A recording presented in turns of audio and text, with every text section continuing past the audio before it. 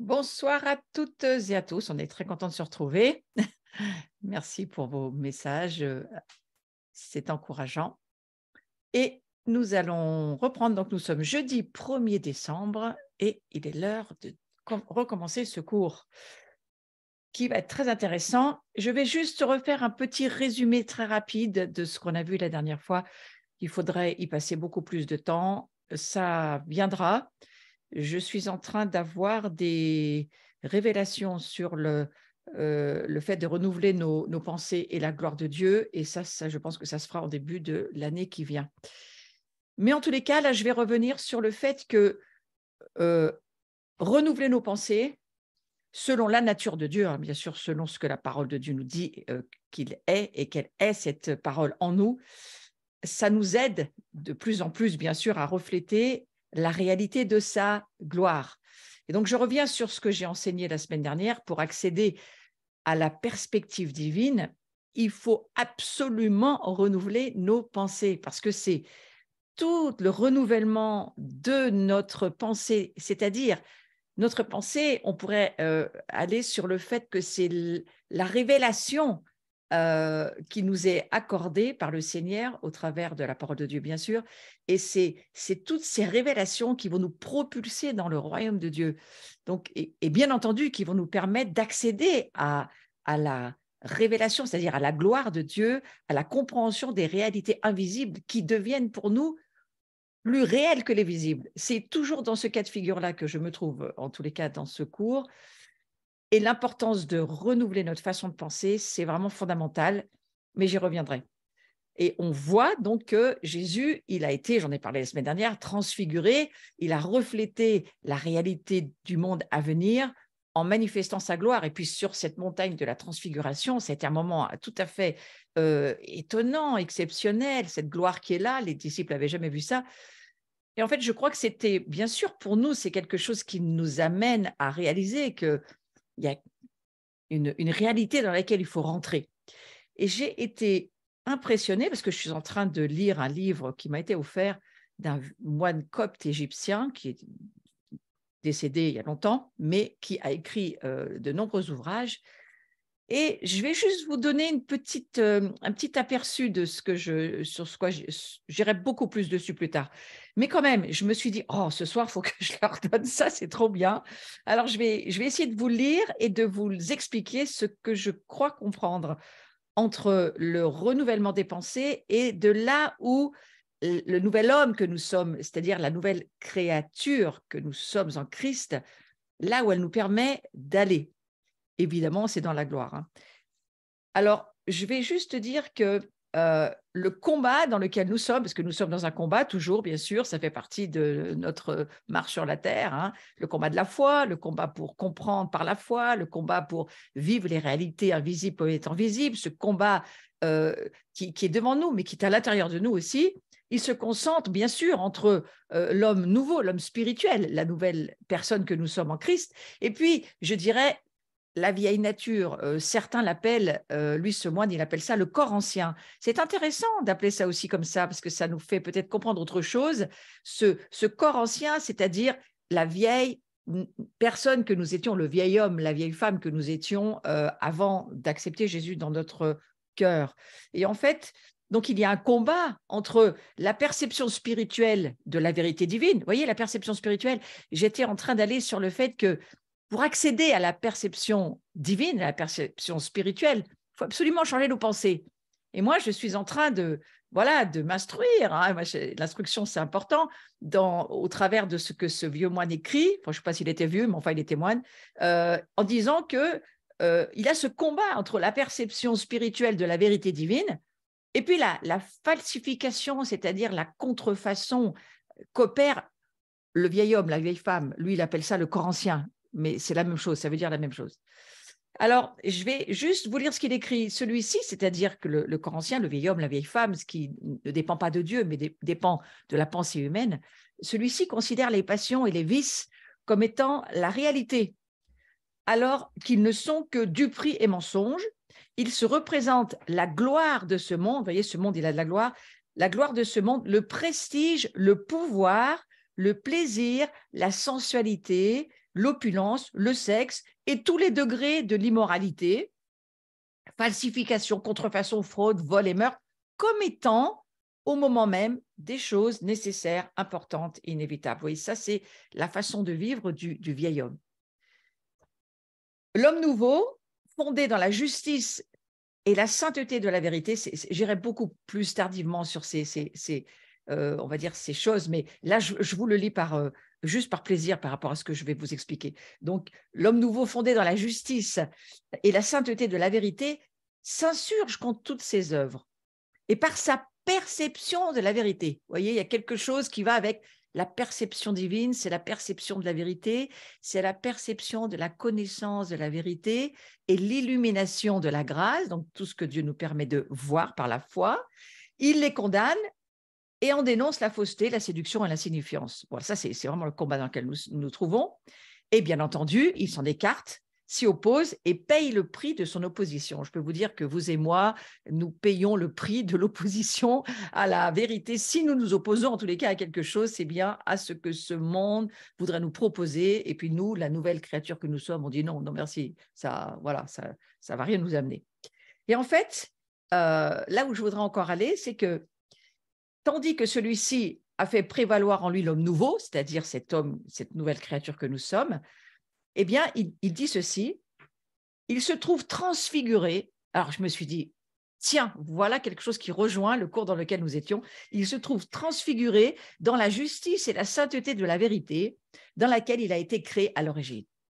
En fait, vous voyez, l'homme nouveau, il revient à ce qu'il était au travers non plus de l'attachement au premier Adam, qui nous amène nulle part. Celui-ci, il est charnel, il est de la terre et il n'est pas d'en haut, donc il nous amène nulle part. C'est cet Adam-là que dans le péché, la mort et puis tout le domaine démoniaque. Alors que le nouvel homme créé en haut, en Jésus-Christ, ce nouvel homme-là, lui, eh bien, il se trouve transfiguré, nous dira ce moine, dans la justice et la sainteté de la vérité dans laquelle il a été créé à l'origine. Il trouve le triomphe, la victoire, la joie complète et l'attente de la gloire future. Et je crois que c'est là qu'on en est dans ce cours. C'est-à-dire qu'il faut accepter cette idée, je reviens sur le résumé du cours, que Jésus, il a été transfiguré, donc il a reflété la réalité du monde à venir en manifestant sa gloire. Et on a parlé de la lumière, nous sommes la lumière, c'est quoi la lumière, qu'est-ce que ça signifie pour nous, cette lumière, et qu'en fait, nous sommes transfigurés, nous aussi, en étant ces nouvelles créatures en Jésus-Christ, eh bien, nous sommes transfigurés sous une autre forme et nous devenons cette nouvelle créature en Christ. Et cette transfiguration, eh bien entendu, elle demande de la foi. Pour croire, il nous faut cette foi et cette lumière dont on a parlé au cours dernier. Je ne reviens pas sur tout ce cours, mais je veux dire qu'elle va s'intensifier. Alors que nous marchons sur ce chemin de la gloire, la lumière va s'intensifier puisque nous allons de gloire en gloire. Et que, souvenez-vous, les textes que j'ai pris, le cours dernier sur Ésaïe et bien d'autres, qui nous disent que eh bien, la lumière de Dieu s'est levée sur nous et que cette gloire, elle est sur nous et que finalement, eh bien, il faut qu'elle brille, cette gloire maintenant, puisqu'elle s'est levée en nous, sur nous et qu'elle est qui nous sommes finalement. À certains degrés, on est d'accord, mais c'est quand même qui nous sommes.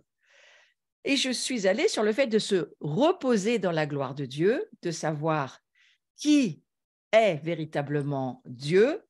Et Dieu nous dit que, eh bien, il fait de nous des êtres de lumière. Donc, ça va avec le fait de se reposer. Si nous voyons par la foi qui est Dieu, nous allons rentrer dans le repos. Nous n'avons, en tous les cas, bien moins d'inquiétude par le fait que nous voyons par la foi les réalités invisibles de qui nous sommes, de qui est Dieu, de ce qu'est le royaume de Dieu, comme étant des réalités maintenant qui arrivent par la perspective divine à prendre vraiment une forme et une réalité pour nous, c'est-à-dire réalité égale vérité. Ce sont des vérités qui prennent forme en nous, qui nous forgent pour être ce que Jésus dit que nous sommes, sa gloire, sa lumière sur cette terre. Oui, je suis d'accord avec vous, je vais loin, ça va un peu vite, c'est quelque chose qui est difficile à appréhender, mais quand même, notre esprit dit Amen et notre âme dit j'arrive, j'essaye de m'accrocher pour y arriver. Donc, ne vous inquiétez pas, il n'y a pas que vous, il y a moi aussi. Mais ça fait partie du combat, ce combat de la foi. Et la foi, c'est croire ce que Dieu dit, arriver à ce que ça devienne une substance, l'assurance de ce qu'on espère et la démonstration de ce qu'on ne voit pas. Donc, ça va venir accrochons-nous, en tous les cas, je nous y invite. Donc, non seulement il faut apprendre à se reposer dans la gloire de Dieu, il faut savoir, bien sûr, par la foi, tout ce que la parole de Dieu nous dit qu'est le royaume de Dieu. Et pas seulement ça, je crois que il faut aussi se souvenir qu'on a reçu le Saint-Esprit, je résume toujours le cours, et que lui aussi, il est là, bien entendu, pour être ce chandelier, cette lumière en nous, hein, comme dans le lieu saint, cette lumière qui nous éclaire, j'en ai beaucoup parlé la fois précédente. Désormais, par l'alliance en Yeshua, en Jésus-Christ, nous pouvons donc aussi, bien sûr, expérimenter ce rachat et donc expérimenter tout ce que Jésus lui-même a vécu sur cette terre comme un modèle, un protocole pour nous dire, eh bien, vous aussi, vous êtes ce que je suis.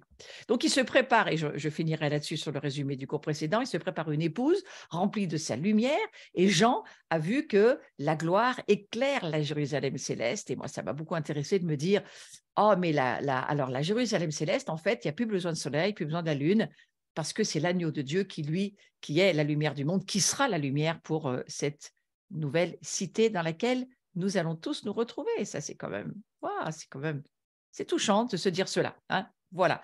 Donc, je vais maintenant continuer sur cette section du cours en revenant à cette idée qu'il faut s'arrêter et savoir que Dieu est ce qu'il est. Donc, c'est, je crois, hein, ce grand reset qui nous a été permis, qui nous a été donné, puis qui est encore là pour voilà, tous ceux qui voulaient prendre du repos et vous arrêter un moment. En tous les cas, tous les Shabbats, ils sont là pour ça. Les temps de repos sont là pour ça, pour s'arrêter, pour savoir. Ouais. Savoir en termes de, pas cérébral, mais savoir en termes de foi.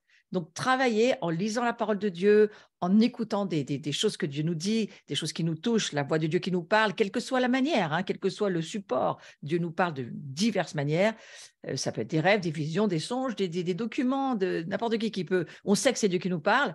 Et là, eh bien, notre foi, elle sait, donc elle grandit, elle forge en nous. C'est cette assurance qu'il nous faut. Hein, il nous faut vraiment cette assurance pour vivre dans les jours qui sont devant nous. Alors, je reviens sur cette idée, j'en avais un tout petit peu parlé, de ne pas tout contrôler.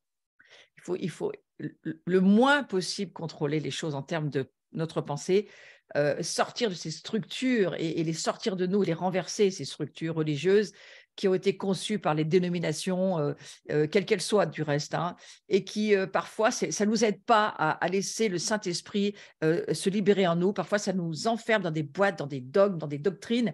Alors moi, je vous donne un conseil, on n'épouse pas une doctrine, hein. On épouse Christ, qui est un être spirituel vivant, que nous devons rencontrer vraiment comme une relation d'intimité. C'est ce dont la parole de Dieu nous parle, faire cette rencontre surnaturelle encore et encore avec Jésus, comme on rencontre un ami intime, comme quelqu'un qu'on a envie de connaître, pas de savoir des choses sur lui, mais de connaître vraiment dans les profondeurs de la réalité spirituelle de qui il est. Alors moi, je crois que voilà, la Bible nous dit, hein, il n'y a ni commencement ni fin, mais dans tout ce que Christ est, il n'y a ni commencement ni fin. Donc, on va se perdre dans le Christ, mais je crois que c'est ce qu'il faut, c'est ce à quoi on est appelé à vivre en tous les cas. Alors, je me suis posé cette question, que se passerait-il si nous laissions Dieu prendre l'initiative? Moi, j'essaye en tous les cas de vivre au moins les célébrations avec ma communauté, avec ceux avec qui je vis par la foi, l'Évangile.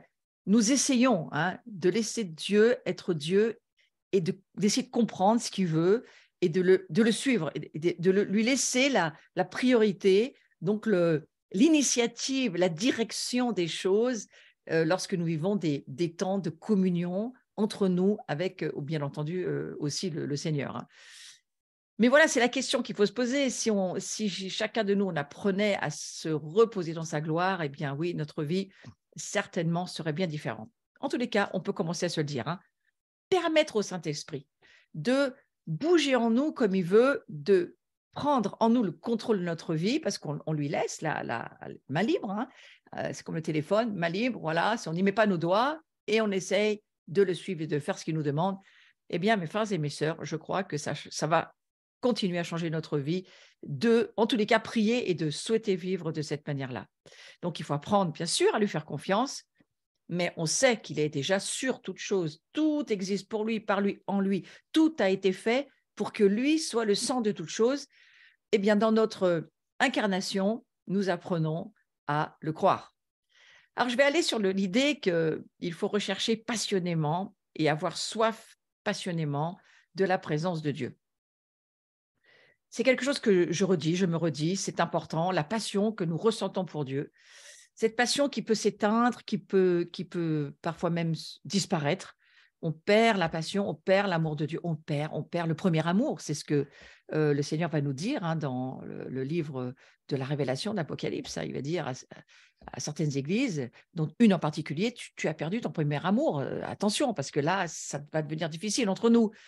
Et un petit peu comme dans le mariage. Donc la passion, cette passion-là, il est besoin de sa présence chaque jour. Il faut se motiver.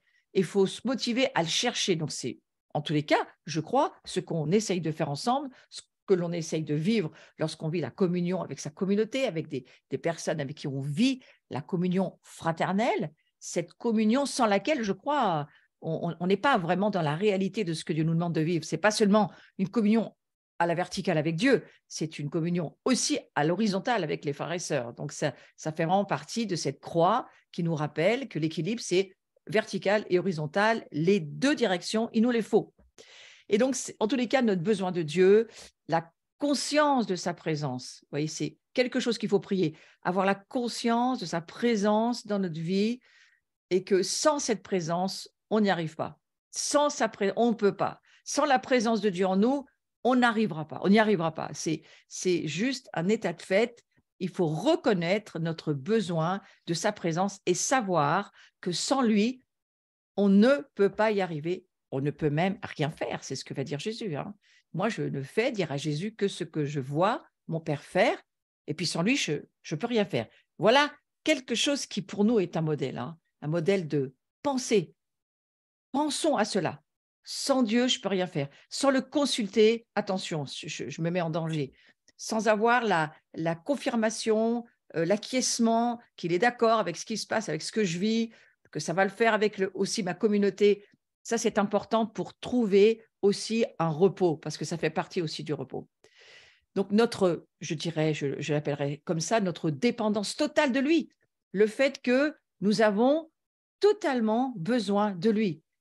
C'est aussi une des raisons pour laquelle on recherche sa présence. On recherche sa présence parce que c'est un besoin total. Je ne vois pas comment le dire autrement. Je sais qui je suis grâce à lui. C'est quelque chose je crois qu'il faut nous redire tout le temps. Je sais qui je suis grâce à lui. Je suis où je suis grâce à lui. Ce soir, je vous propose de vous le dire, de le déclarer à vous-même et là où vous êtes, dans vos maisons, là où vous vivez, de vous dire, de vous redire, je sais qui je suis grâce à lui. Et je suis où je suis grâce à lui. Tout est grâce. En fait, cette route nouvelle qui a été ouverte pour nous, en termes de nouvelles créatures que nous sommes, c'est une nouvelle route, nous dira le livre des Hébreux. Cette nouvelle route, elle nous amène au trône de la grâce. Donc, tout ce que nous sommes, nous entendons, nous vivons, nous comprenons, nous voyons, par le fait que nous sommes cette nouvelle créature qui vit du Saint-Esprit, par le Saint-Esprit, c'est uniquement par grâce. Et là où nous sommes, c'est par grâce. Rien n'aurait été possible dans notre vie sans sa faveur. C'est sa faveur qui fait qu'aujourd'hui, nous sommes là où nous sommes qui nous sommes, et nous faisons ce que nous faisons par sa grâce. Mais pas seulement par sa grâce, par sa puissance aussi. Parce qu'il y a des situations où il ne nous faut pas seulement la grâce, mais il nous faut la puissance, c'est-à-dire l'onction de Dieu. On en a bien parlé dans les cours précédents. Sa grâce et son onction, cette huile sur nous, cette lumière. Vous voyez, la puissance, moi, je la mets sous couvert de la lumière.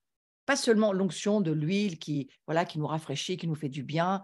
Pas seulement l'onction en termes de puissance. Bien sûr que l'onction, c'est puissance, c'est le Saint-Esprit en nous, mais c'est aussi la lumière qui nous éclaire, sur quoi nous étions le cours précédent. Et puis, bien sûr, sa présence qui vit en nous.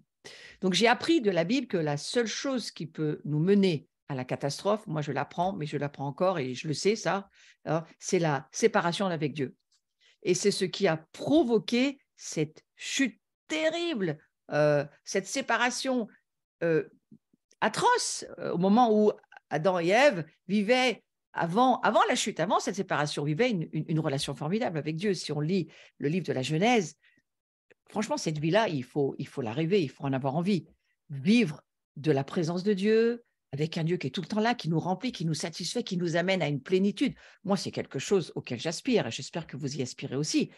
Et vous savez, tout est fait pour nous séparer de Dieu, mais pas seulement que ça, vous le savez très bien, aussi des autres. Parce que nous sommes appelés à vivre et à rechercher une plénitude. La plénitude dont il est question dans la parole de Dieu, ce n'est pas seulement une plénitude avec Dieu, c'est aussi une plénitude avec les autres, avec la communion des saints, la communion des esprits. L'esprit de Dieu, oui, en communion avec notre esprit, mais aussi la communion des esprits avec les esprits des autres, qui sont aussi les saints du royaume. Et donc, ça, c'est ce qui va être fondamentalement notre aspiration pour vivre cette gloire. Mais j'ai repris un petit peu ce que Moïse a dit, parce que on va juste se le rappeler pour nous-mêmes. Moïse a dit ceci en Exode 33, 15, « Si tu ne marches pas toi-même avec nous, ne nous fais point partir d'ici. » Oui, Moïse il avait compris aussi quelque chose, c'est que moi, je ne bouge pas si Dieu ne bouge pas. Eh bien, souvenez-vous de ça. Si Dieu ne bouge pas, ne bougez pas. Bougez. Ce n'est pas peine de bouger. Si Dieu ne bouge pas, n'y allez pas. Mais si Dieu bouge, alors il faut y aller. Et c'est là où on a véritablement besoin de saisir, avoir la conscience que ce n'est pas nous qui bougeons, mais c'est Christ en nous qui bouge. En nous, c'est le Tout-Puissant par son Saint-Esprit en nous qui bouge. Et si vous avez cette conscience-là, vous allez bouger. Il n'y aura pas de souci pour vous parce que vous saurez que ce n'est pas vous, c'est le Saint-Esprit en vous. Et donc, voilà, cette gloire qui est là, qui commence à nous faire bouger sur certains domaines, pour la guérison, pour quelqu'un ou la vôtre, pour la délivrance, pour quelqu'un ou celle de quelqu'un d'autre, pour faire ce que Dieu nous demande de faire, une parole à donner, quelque chose, un don à partager. Si c'est Dieu qui le fait en nous, ben on va être dans le repos parce qu'on sait que c'est Dieu qui va le faire. Donc voilà, apprenons ceci, c'est que nous ne marchons que si Dieu marche avec nous. Je vais aller sur autre chose, c'est aussi connaître l'amour de Christ. Alors, j'ai eu envie de prendre quelques grands, on va dire, personnages de la parole de Dieu, on va les voir rapidement, mais pour aussi rester sur ce domaine de comment ils étaient passionnés aussi, comment ils en sont arrivés là où ils en sont arrivés, comment ils ont vécu cette gloire qui était en eux, même pour certains étant sous l'Ancienne Alliance, hein, bien sûr, mais ils vivaient quand même déjà, je crois, cette passion, cette impressionnante présence de Dieu en eux. Alors, on va regarder, par exemple, Moïse. Hein, Moïse, il avait une grande passion pour la présence de Dieu et il a été incapable de vivre sans cette présence. On vient de lire, hein, c'est quand même une révélation impressionnante quand quelqu'un arrive à dire et à l'écrire, hein, enfin, c'est écrit dans la parole de Dieu, hein, si tu ne marches pas toi-même avec nous, on ne part pas d'ici. moi, je trouverais formidable que l'Église arrive à dire ça. À un moment donné, ben, Dieu ne nous le dit pas, on ne fait pas. Et si Dieu nous le dit, on y va tous ensemble. C'est le but quand même. Hein, c'est le but, c'est d'apprendre à avoir cette capacité de se mouvoir, ce que j'appelle la gloire, moi, de se mouvoir. Quand la gloire bouge, quand la roue bouge, on bouge. Quand la roue ne bouge pas, on ne bouge pas. On reste là où on est et voilà, on ne bouge pas tout simplement. Alors, on voit que Moïse, il a appris, il a été dans cette incapacité de vouloir vivre sans la présence de Dieu. Et à partir du moment où il s'est révélé à lui dans le désert, il a appris beaucoup de choses, Moïse, dans le désert. Vous savez que le désert, ça veut dire en hébreu, Dieu parle. Et donc, souvent, Dieu nous amène dans des déserts très différents. Hein. Et on peut être dans des saisons très différentes, mais dans des déserts aussi très différents. Mais souvenons-nous d'une chose, quand on est dans un désert, c'est parce que Dieu veut nous parler. Donc, ce n'est pas catastrophique, c'est juste qu'il ne faut pas y passer sa vie dans un désert. Hein. Il faut avoir envie d'en sortir. Le désert, on n'est pas fait pour vivre dans le désert. Mais on doit accepter d'y rester un certain temps parce que c'est là où Dieu nous parle. Il y a trop souvent d'activités, de choses autour de nous qui nous prennent notre attention. Et alors, parfois, Dieu nous amène dans certaines zones, on va dire dépeuplées, ou on appelle ça le désert spirituel, mais parce que c'est utile pour nous, parce que nous entendons Dieu. Donc, si vous vous trouvez, vous qui me suivez en présentiel là, dans votre Zoom ou en replay, si vous vous trouvez dans une période de désert, dites-vous que c'est une bonne chose. C'est une chose qui va amener quelque chose de bien. Vous allez entendre Dieu. C'est ça que ça veut dire. Et au fond, regardez, Agar, c'est ce qui lui est arrivé. Hein. Dieu l'a emmenée au désert. Ce n'était pas évident pour elle. Elle a cru que c'était elle qui partait au désert, mais c'est Dieu qui l'amenait au désert. Elle croyait que c'était elle, mais ce n'était pas elle. Hein. C'était Dieu qui l'a fait sortir de sa relation avec Abraham et avec Sarah Mais quand Agar s'est trouvée dans le désert, Dieu lui a parlé. Et elle a entendu Dieu lui parler. C'est ce que ça veut dire aussi, hein, Ismaël. Dieu a entendu. Donc, vous voyez, c'est important de se rappeler. Alors, je reviens à Moïse. Il a tellement chéri cette présence de Dieu et il a beaucoup prié, il a beaucoup intercédé pour que la faveur de Dieu reste sur Israël. Dieu, il a écouté Moïse à ce moment-là, parce qu'il le connaissait, ils se connaissaient dans la conversation qu'ils avaient ensemble. Ils partageaient une relation intime l'un et l'autre. Et c'est ça que Dieu veut pour nous. Je crois que ça, c'est l'alimentation de la gloire de Dieu en nous. C'est cette conversation, cette relation que nous avons avec Dieu, où nous avons la conscience qui vit en nous, avoir cette conscience en permanence que le Saint-Esprit vient en nous. Oh, je sais, ce n'est pas du tout facile dans ce monde qui est totalement opposé et antichrist, très difficile d'avoir cette permanence de la conscience de Dieu en nous, mais il faut la demander parce que je crois que c'est notre salut que de vivre comme ça.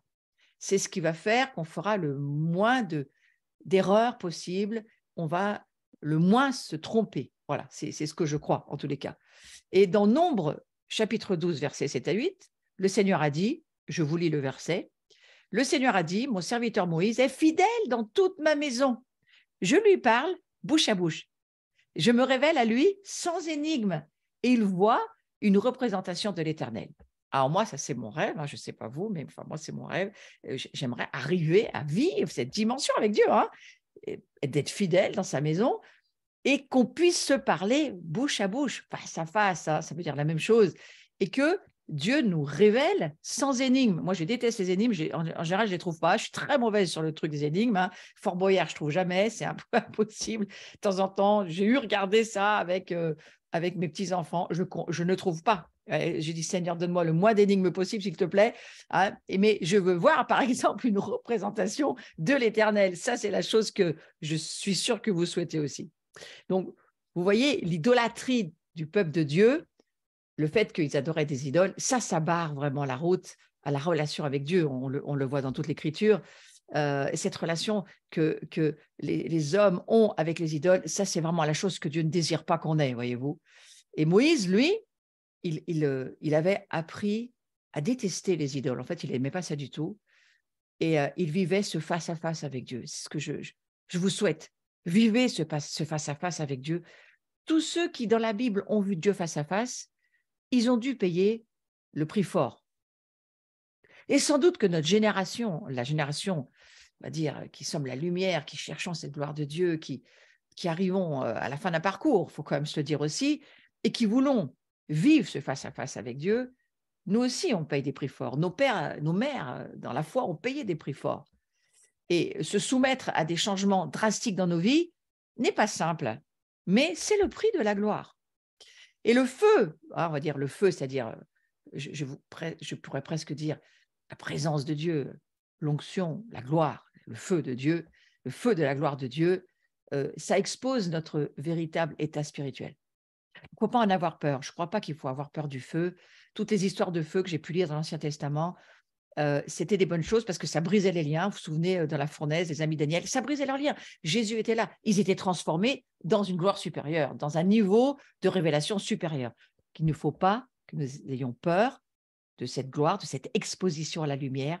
Il faut accepter cette lumière. Moi, je dis à tous ceux qui cherchent d'être aidés en ce moment et qui ont besoin de guérison, de délivrance, on en a tous besoin, mais plus ou moins quand même, et à ceux qui cherchent vraiment de l'aide, je leur dis, mais n'ayez pas peur de la lumière. La lumière, c'est Dieu, c'est sa gloire. Il veut du bien, il est en notre faveur, il nous aime, il veut le meilleur pour nous. Et chaque fois qu'on va mettre nos vies dans l'exposition de la présence de Dieu, de la gloire de Dieu, la gloire, c'est la lumière de Dieu, c'est la transfiguration, c'est pour notre bien. C'est quelque chose qui va être pour nous, en notre faveur.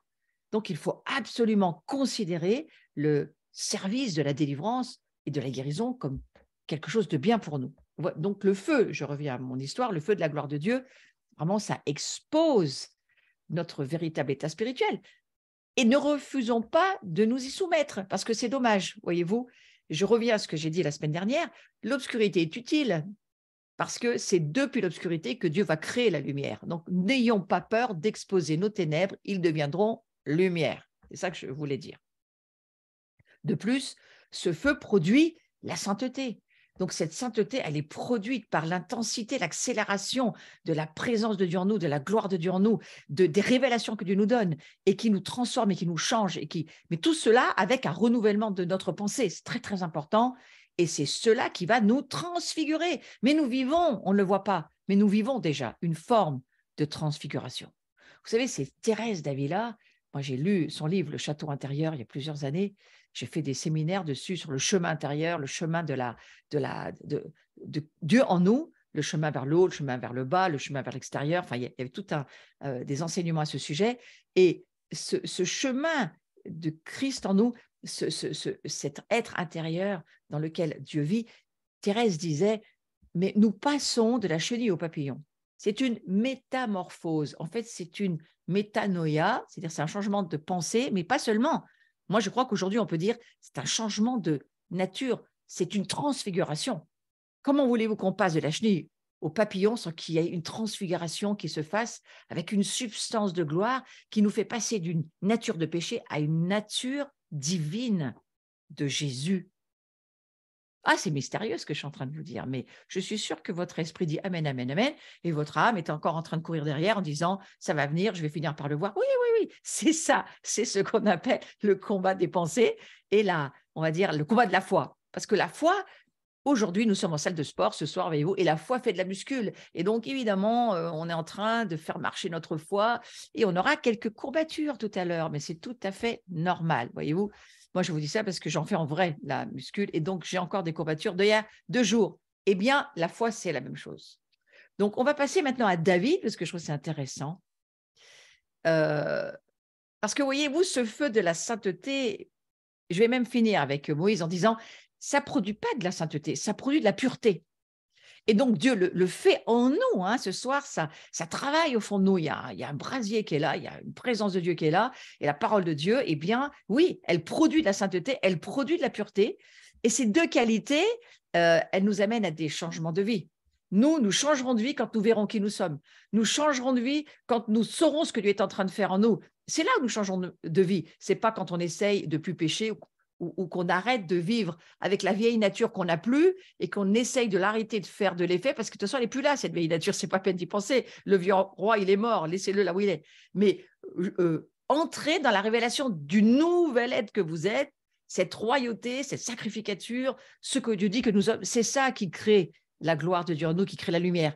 Et laissez ce qui est mort bien mort. Ce n'est pas la peine de vous occuper de ce qui n'existe plus en vous et que vous n'êtes plus. Hein. Donc cela, soyez sûrs que c'est la réalité pour laquelle il ne faut pas s'occuper.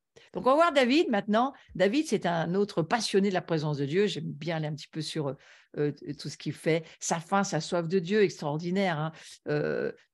David, c'est vraiment un gars particulier. Hein.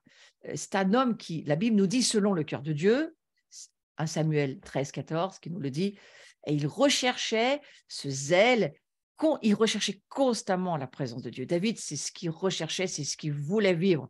Il était dans ses champs avec ses animaux, il était rejeté un peu de la famille avec laquelle il vivait pas vraiment parce qu'il vivait dehors, lui, David. Et c'est au travers de la création qu'il a rencontré Dieu. Il a rencontré Dieu en voyant, en regardant la création. Et il a voulu, au travers de ça, alors qu'il a vraiment fait une rencontre extrêmement profonde avec Dieu, il a voulu faire revenir l'arche. L'arche, dans l'Ancien Testament, ça veut dire la présence de Dieu. L'arche, elle portait la présence. Dieu était dans cette arche-là. Il faudra Jésus pour qu'il sorte de cet endroit-là. Hein. Mais dans l'Ancienne Alliance, c'est là où Dieu se trouvait. Il faut le savoir, c'est important. Ça nous fait comprendre que la gloire de Dieu ne peut pas aller n'importe où. En tous les cas, là, elle était dans l'arche. Et avec elle, bien sûr, pas seulement l'arche, mais David savait que si l'arche était là, si la présence de Dieu était là, qu'est-ce qu'il allait faire? Dieu, il le savait, il allait se manifester. Hélas, l'Église a perdu cette révélation. Parce que si Dieu est là, vous croyez qu'il ne fait rien? Si vous avez la révélation que Dieu est quelque part, mais attendez-vous à ce qu'il se passe quelque chose, parce que Dieu est toujours en train de faire quelque chose, il est en mouvement. Ou même quand il ne fait rien, il fait quand même quelque chose dans le fait qu'il ne fait rien. Voyez. Et il faut avoir la conscience de ça, la conscience que quand Dieu est là, il se manifeste, il crée le vouloir, le faire, il crée le changement, il crée au travers de sa présence, il se manifeste. Hein. Et donc, David, lui, il voulait ramener cette présence à Jérusalem parce que c'est là où il voulait que Dieu soit. Et il l'a fait d'une manière très simple, en transportant l'arche, hein, et il savait, il voulait que Dieu rétablisse sa résidence et son gouvernement à Jérusalem. Et le fait, je crois, le fait d'être très obsédé par ça, moi, ça m'a vraiment appris quelque chose en lisant toute l'histoire de David dans tout ce livre de 1 Samuel. Lisez-le, surtout le chapitre 6, très intéressant, 6, 7, 8, 9, toute cette histoire de David, on voit vraiment qu'il recherche la présence de Dieu. Lui, il se dit, moi, je ne peux pas vivre sans ça. Il faut que Dieu soit là, il faut qu'on soit sûr qu'il soit là. Et moi, c'est la révélation de ce que Dieu a cherché à faire, moi qui m'a sorti pratiquement de l'institution religieuse et qui m'a amené à chercher moi aussi Dieu. La seule chose qui m'intéressait, il y a une trentaine d'années de ça, c'était moi, je veux la présence de Dieu. C'est la chose que je suis même pas sûre, j'étais même pas sûre il y a une trentaine d'années, et je voyais bien que dans certains lieux qui disaient qui c'était entre en parenthèse, c'était des lieux institutionnels où Dieu était là. Moi, je n'étais pas toujours sûre que Dieu était là, vous voyez. Et il faut s'assurer que Dieu est là. Quand vous vivez quelque chose avec d'autres chrétiens, assurez-vous que Dieu soit là. Et donc, d'une certaine manière, c'était la recherche de David. Être sûr que Dieu était là. Et c'est ça qui en a fait un homme selon le cœur de Dieu. C'était sa priorité, que Dieu soit là. Je prie que ce soit votre priorité aussi. Que Dieu soit là dans votre vie, dans votre être intérieur, dans votre sanctuaire intérieur. Être sûr que Dieu est là, c'est être sûr que le royaume de Dieu est là, ça change beaucoup de choses. Et être sûr aussi que vous vivez avec des personnes qui ont eux aussi la présence de Dieu en eux. Comme ça, on s'ajoute ensemble, on se complémentarise, on se diversifie, on se pluralise, on s'embellit, on grandit. Et en vivant avec d'autres qui ne vous ressemblent pas, qui ne sont pas de votre genre, qui ne sont pas de votre couleur, qui ne sont pas de votre confession, en vivant des choses ensemble, on découvre encore plus qui est Jésus. C'est ça qui est formidable dans l'unité des chrétiens. C'est cet élargissement, connaître la présence de Dieu d'une autre manière. Moi, je lis ce livre de ce frère copte égyptien et je me régale. Je me dis, waouh, quand on va se revoir là-haut, je vais dire, ton bouquin était vraiment intéressant. Et en fait, c'est voilà, chercher, quelle que soit la manière, dont Dieu vous parle. Pour d'autres, c'est des films, pour d'autres, c'est d'autres supports, peu importe. Mais cherchez cette présence de Dieu, vivez-la, et c'est ça qui va vraiment totalement changer votre vie. Alors, dans les psaumes, on voit bien comment David, il exprime sa passion, sa faim, sa soif de Dieu, et ça l'a amené à chercher Dieu. Prenez-vous un psaume chaque jour.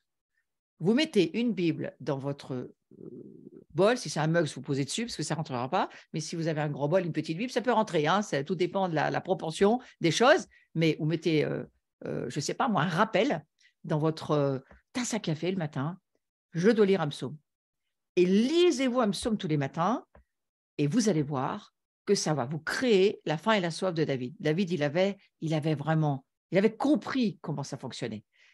Il avait discipliné sa vie, alors qu'il vivait dehors, il vivait dans les champs, il vivait avec les animaux, il avait discipliné sa vie à vivre dans la création, mais au travers de la présence de Dieu. Et il n'était pas dans un spectacle où ça ne le touchait pas, mais c'est au travers de la création, le livre de la création lui parlait de Dieu et il vivait sa relation avec Dieu. Et moi, je vous propose, trouvez un truc, mais faites de Dieu votre priorité et faites de sa présence la chose pour laquelle ça va remplir toute votre vie, quoi.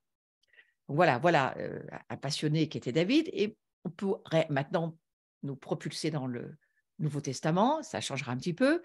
Paul, il avait aussi une ardente volonté à connaître plus profondément Dieu. Vous savez, quand vous lisez toute cette histoire avec Paul, on se rend bien compte que Paul, d'une certaine manière, il pensait qu'il faisait la bonne chose. Il était sûr qu'il était dans tout son bon droit, que le Sanhédrin était d'accord avec lui, il était pharisien, il faisait les choses correctement, c'était un passionné, il faisait sa guerre sainte, il était passionné pour tout ce qu'il faisait, et il tuait avec ardeur et amour les chrétiens parce qu'il était sûr qu'il faisait la bonne chose, jusqu'à ce que Dieu le fasse tomber de son cheval. Il lui dise, oh Paul, c'est pas moi là, c'est pas moi qui suis derrière ce que tu fais.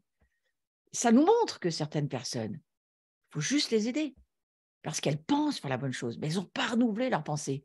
Elles vivent dans des anciens schémas qui les amènent parfois sur des chemins de stérilité et même des chemins de mort. Il faut faire attention. Donc, Voilà pourquoi nous qui avons épousé une personne qui s'appelle Jésus, ce n'est pas un dogme, ce n'est pas une doctrine, c'est une personne, c'est la parole qui vit en nous et qui ce verbe qui s'est incarné au travers de nous, ce verbe, il prend vie et c'est cette parole, cette conversation, cet échange de paroles où c'est la pensée de Dieu qui devient notre pensée, où c'est la révélation qui devient notre respiration, c'est à partir de là où nous connaissons Dieu. Et Paul, il avait absolument cette volonté, une fois qu'il a compris qu'il fallait vraiment changer sa vie, il est parti dans une passion avec Dieu impressionnante. Hein. Et je crois bien sûr qu'il avait un appel particulier, mais n'empêche que son appel, il vient d'une soif et d'une passion pour Dieu qui pour nous est un modèle et un protocole. Moi, je suis extrêmement paulinienne, je suis instruite et je reçois des révélations, pas seulement de Jean, mais de Paul. Paul a des révélations sur la croix que Jean n'a pas. Jean a le côté johannique est très différent du côté paulinien, vous voyez. Donc, regardez ce que va dire Paul. Et sa passion et sa soif de Jésus, je la trouve extraordinaire. Il l'exprime dans ses épîtres, voilà ce qu'il dit. Il dit, afin de connaître, c'est ce qu'il veut lui, connaître Christ et la puissance de sa résurrection, c'est une chose pour laquelle il vit. Il dit, je veux connaître Christ, je veux connaître la puissance de sa résurrection parce que, eh bien, voilà, il a compris que Christ est ressuscité, ce Christ dont il était question, dont il a tellement entendu parler, que Jean a vu, qu'il a eu des témoins hein, qui ont été avant lui. Et là, il dit, et la communion de ses souffrances, en devenant conforme à lui dans sa mort. Mais là, il faut une révélation, mais il n'y a que Dieu qui peut lui avoir révélé ça. Hein. Et vous voyez ce verbe savoir. Alors, j'ai fait une petite recherche sur le verbe savoir. Savoir, ce mot savoir, connaître le savoir. Hein. Gnosis, c'est un mot grec qui fait allusion à une connaissance mentale, instructive, théorique et scientifique. Et épignosis, c'est un mot grec qui signifie aussi une connaissance expérimentale. Donc, contrairement à gnosis, épignosis, ça veut dire en grec, c'est une connaissance qu'on expérimente, qui est acquise par le biais de la pratique, par le biais de l'expérience. Et c'est de ce mot-là dont il s'agit et que Paul va utiliser afin de connaître Christ, c'est-à-dire épignosis, une connaissance expérimentale, une connaissance acquise par le biais de la pratique ou de l'expérience. Dans le cadre personnel, ce n'est pas la gnose. Hein, et épignosis, ce n'est pas la gnose, pas du tout. Ce n'est pas cette gnose pour laquelle, d'ailleurs, il va beaucoup se battre, hein, Paul, parce que ça sera compliqué, cette gnose. Mais l'épignosis, ce n'est pas du tout la même chose. C'est une connaissance qui va se référer au fait de partager l'intimité avec quelqu'un, voyez, connaître quelqu'un personnellement. Donc, c'est de cela dont il est question, dans connaître Christ. Et en cherchant un petit peu sur ce fameux connaître, savoir, on tombe sur Wikipédia, hein, on tombe sur la gnose, attention, et puis on tombe sur cette définition de épignosis, très intéressant. Et le mot hébreu, yada, qui veut dire cette connaissance intime de quelqu'un que nous pouvons connaître dans l'intimité. Donc, Paul, il dit, moi, je cherche à connaître Christ dans l'intimité. Pourquoi il cherche ça? Parce que c'est le fondement, selon moi, de la gloire. C'est ce qui fait que l'onction vient sur nous. L'intimité, c'est le fondement de notre gouvernance avec Dieu. On peut gouverner avec Jésus si on vit une vie d'intimité avec lui. Et Paul, c'est ce qu'il a compris. Il a compris qu'il faut chercher à connaître Christ dans l'épignosis, c'est-à-dire dans l'expérience de l'intimité de sa présence. Et on la trouve où, cette intimité de sa présence? Dans l'adoration. C'est quand on adore Dieu. C'est lorsque notre esprit connaît, en l'adorant, par l'esprit, Dieu qui est esprit. Et c'est là où nous connaissons, où nous vivons l'expérience de la rencontre et que nous recevons les révélations. C'est là où Dieu nous parle et où on sait des choses qui seront des choses qu'aucun être humain peut comprendre. Il faut la foi et il faut la présence de Dieu pour comprendre le monde de Dieu.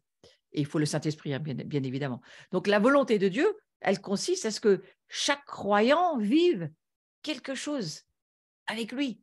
C'est ça, la volonté de Dieu. Que ta volonté soit faite sur la terre comme au ciel. La première des volontés, c'est quoi? Dieu veut vivre chez toi. Il veut vivre comme Moïse vit sa relation avec Dieu, comme David vit sa relation avec Dieu, comme Paul vit sa relation avec Dieu, pour connaître en termes de l'expérience, hein, je le redis, rien à voir avec la gnose, connaître l'expérience de l'intimité avec Dieu de façon à ce que, eh bien, en le rencontrant, nous devenions ce qu'il est. Vous savez, de rencontrer quelqu'un, quand on est en amour avec quelqu'un et qu'on est tout à fait ouvert à tout, on devient ce qu'il est. Ça, on va dire, c'est peut-être le miracle de l'amour dans le mariage.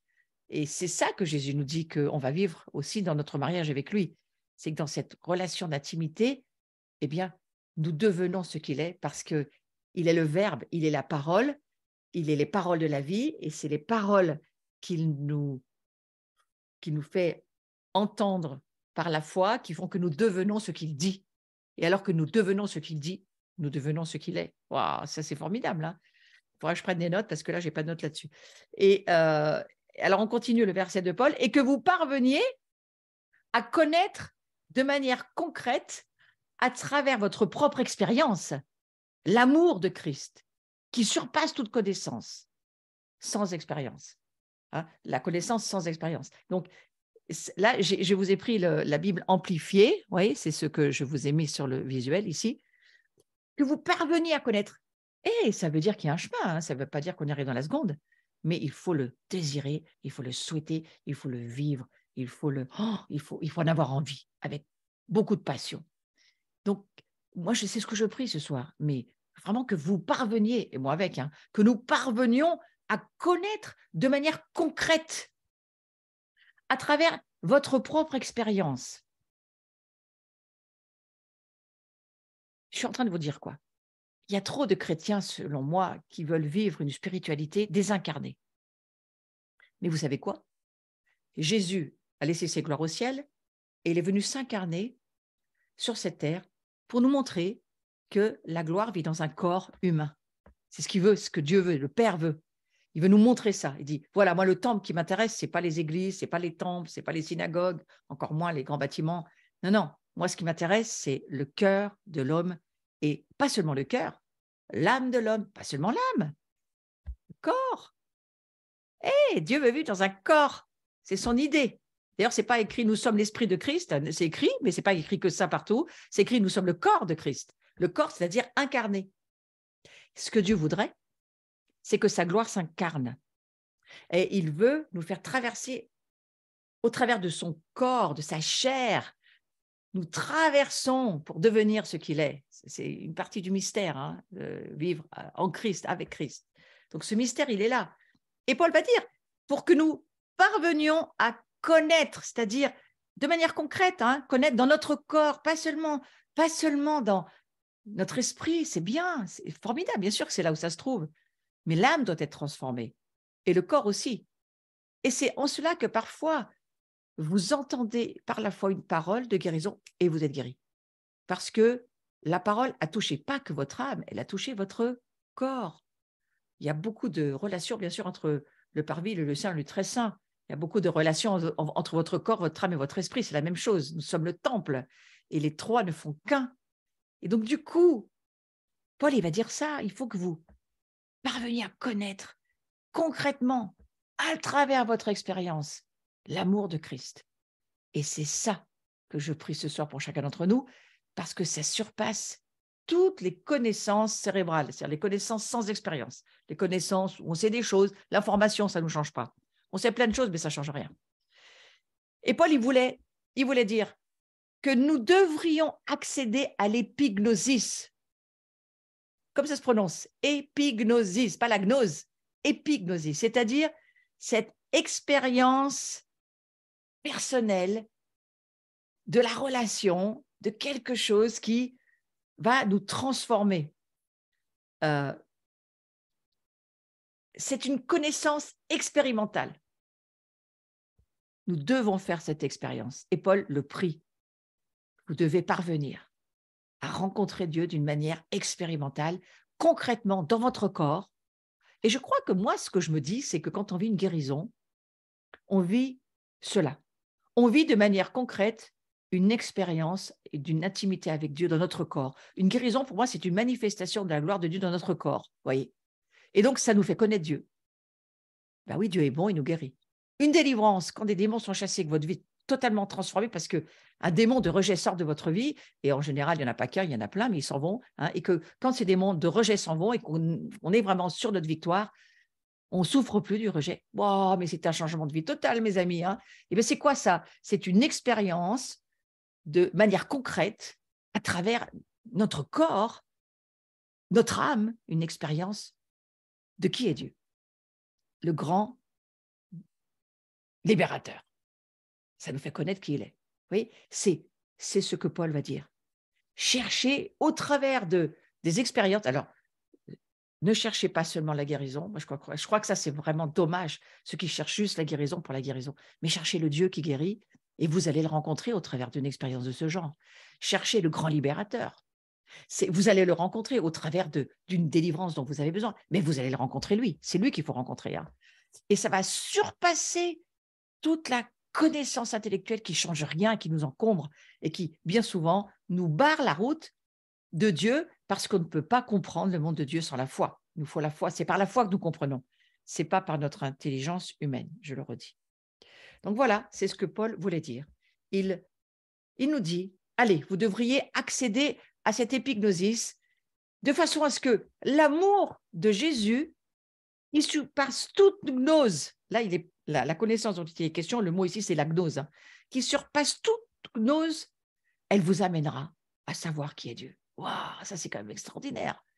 Donc, connaître Jésus, c'est amener sa réalité, amener ces réalités qui sont dans l'invisible, qui sont plus réelles que les visibles, parce que tout vient de l'invisible. Les réalités sont éternelles et invisibles. Je vous le redis, la Bible dit, les réalités sont dans l'invisible. Nous devons saisir cela par la foi. Tout ce que tu vois ne vient que de l'invisible, qui, lui, est éternel et qui vient de Dieu. Et donc, connaître ce Jésus, eh bien, c'est connaître, en termes de épignosis, faire l'expérience de la connaissance, de l'intimité avec Dieu, de sa réalité, de qui il est, de son amour, de son autorité aussi. Pas seulement son amour. On a plein de choses à découvrir de Dieu. Son autorité, sa vie, pas seulement sa vie, sa puissance sur la terre. Là, on est en train de parler de quoi? On est en train de parler de la volonté de Dieu, c'est de venir vivre chez nous et de gouverner à partir de nous, en son nom, ce qui se passe autour de nous. Alors, avant d'en arriver là, il nous faut prier et parvenir à connaître épignosis, Dieu, au travers de toutes ces faces, toutes ces facettes, de toutes ces réalités de qui il est, parce qu'il a beaucoup de noms, Dieu, et il y a beaucoup de choses à découvrir de lui. Mais connaître Dieu, vous voyez, c'est ce fameux épignosis. Je trouvais tellement intéressant de passer du temps ce soir là-dessus. Méditer sur, désirer comme ces géants de la foi qui étaient Moïse, David, Paul et bien d'autres, désirons ensemble, prions-le, désirons connaître en termes d'expérience incarnée dans notre vie d'incarnation, dans notre corps, pas seulement, dans notre âme, pas seulement, bien sûr, dans notre esprit. Excusez-moi, il faut que je ferme mon téléphone. Voilà. Et donc, c'est important de nous dire que c'est le désir de Dieu avant d'être le nôtre. Ouais. Et si nous n'avons pas vécu quelque chose de concret avec Dieu, nous ne pourrons jamais comprendre l'amour du Père ou la vie de Jésus.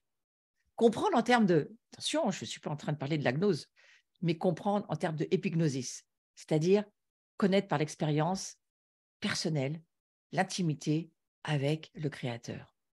Ça n'a rien à voir avec notre savoir, je redis. Le nombre de livres que vous pouvez avoir lus, le nombre d'années de conversion, ça n'a rien à voir. On peut en faire l'expérience que si on le demande à Dieu, qu'on le prie, qu'on invoque son nom et que Dieu vient nous permettre de la vivre par la foi que nous avons, mais aussi par la puissance du Saint-Esprit. Vous savez quoi, le Saint-Esprit, c'est à ça qu'il sert. La puissance pour la révélation, pour vivre l'épignosis, le fait de le connaître, lui et lui seul. Donc, nous avons beaucoup plus que la théologie. Hein. Nous avons le fait de faire, comme Paul va le dire, l'expérience. Chaque personne qui a véritablement connu Dieu, il a une expérience avec lui. On peut expliquer. Moi, j'ai plein d'histoires de mon expérience avec Dieu, ne serait-ce que le jour où j'ai vraiment demandé la puissance, le baptême du Saint-Esprit, et que là, j'ai reçu une puissance. Alors, ce n'était pas pour changer le monde, hein, mais Aimer mes ennemis, alors ça, c'était quand même un miracle, hein. Je crois que aimer ses ennemis, il n'y a que Dieu qui peut nous permettre d'aimer nos ennemis. Et c'est, je crois, la marque aussi de l'expérience de l'amour de Dieu. C'est impossible, hein, avec l'amour humain, c'est impossible. On ne peut pas aimer nos ennemis. Donc voilà, il y a la théologie sans l'expérience, sans une rencontre divine, c'est d'aucun bénéfice, selon moi. Si nous ne faisons aucune expérience, nous ne recevons pas, selon ce que je comprends, Jésus comme Sauveur et comme Seigneur.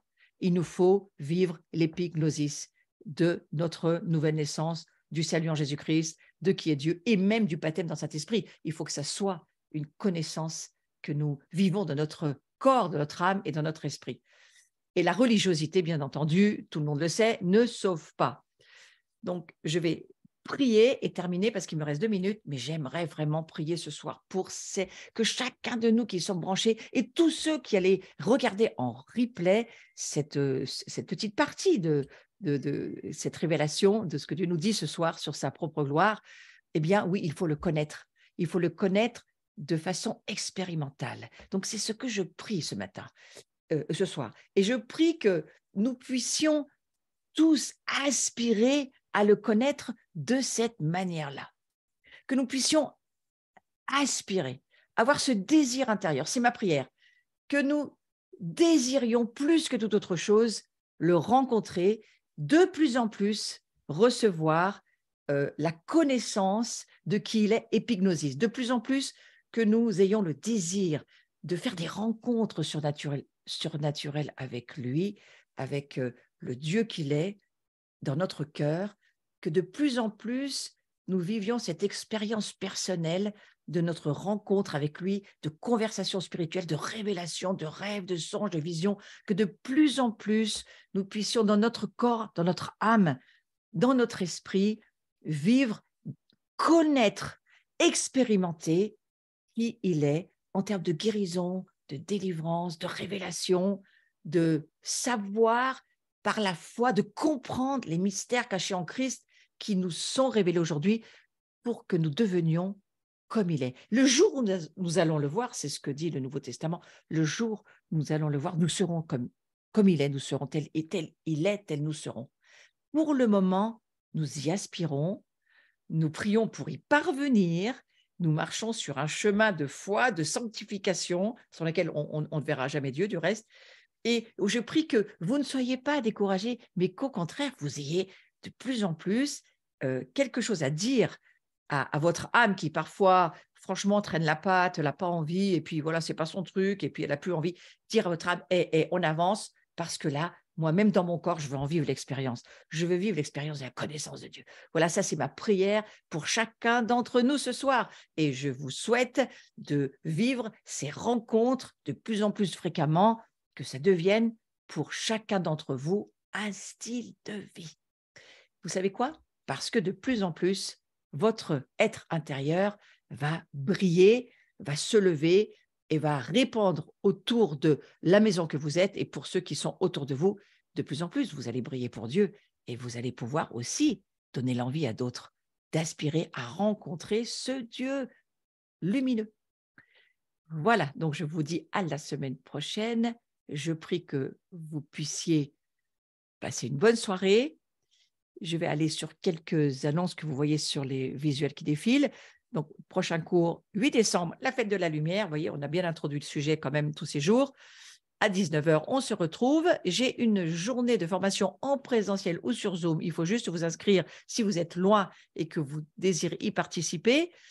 C'est le samedi 10 décembre.